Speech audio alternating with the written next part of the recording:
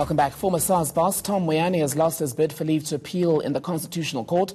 The country's highest court says his application has no reasonable prospect of success.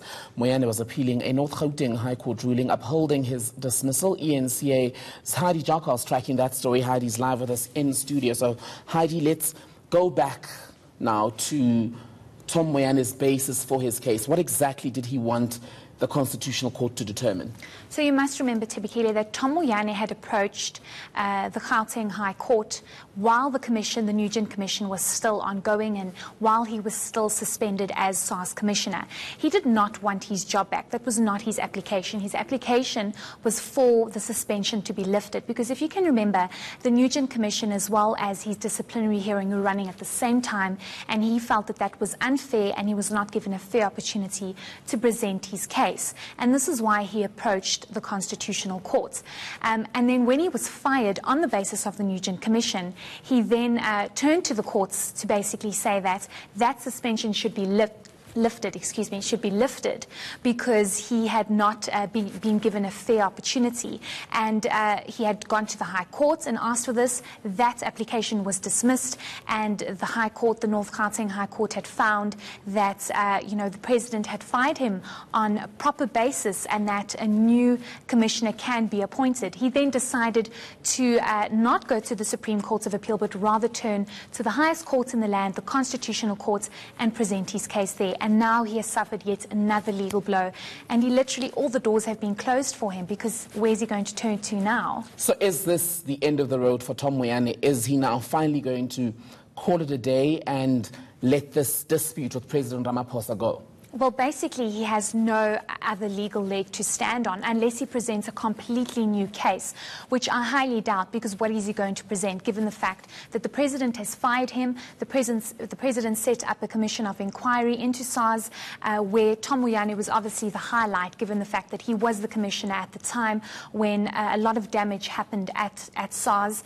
And that report was given out, and in the interim report by that commission and the final reports, the commission found that Tom Moyane was not fit to be the commissioner, and a lot of damage had occurred while he was the head of SARS. And it will be very difficult for him to present anything else to the court, because the highest court in the land has basically said that he has no prospects of any success, given his application has no leg to stand on. The President listened to the recommendations by the commission, and obviously his disciplinary hearing will not continue because he has been fired. Let's speak more broadly then about what this means in the context of SARS as an organization. We know a search is now on for a new commissioner, Mark King, acting. The Nugent Commission used as the basis for Moyane's dismissal. What progress are we hearing as far as the implementation of the recommendations there as a broader overhaul process of SARS?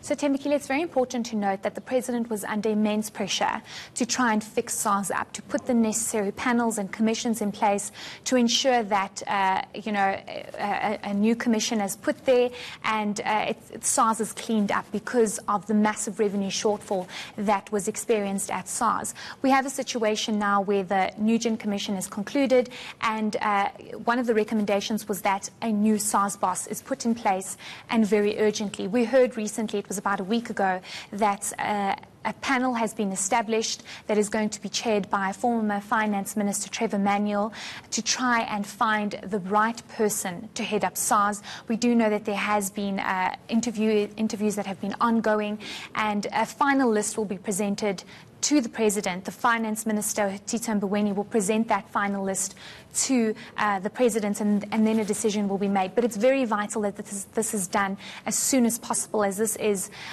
people would say that this is the jewel of our economy, and we cannot have a situation where there's more instability, where there's more rocky grounds, and this is why a new commissioner needs to be established. And that was something that the Nugent Commission had put a lot of emphasis and urgency on, to try and get that stable. We do know that Mark King has been acting since Tom Moyane was suspended, and that was March last year.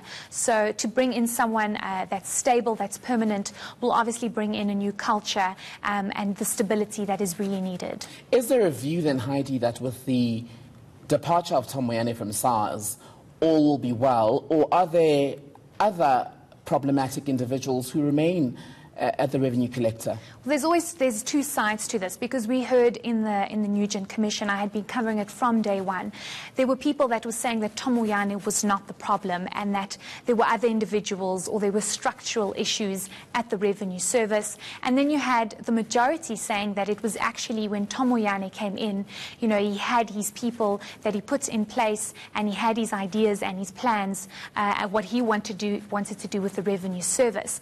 But, you know, I do think that from the Commission that we heard, there are a number of individuals that participated in the activities with Tom Moyane. A lot of unanswered questions as to why certain deals were struck, why certain investigative units were dismantled under Tom Moyane's watch, and why certain people left the Revenue Service that added great value to making it what was once known as a world-class revenue collector.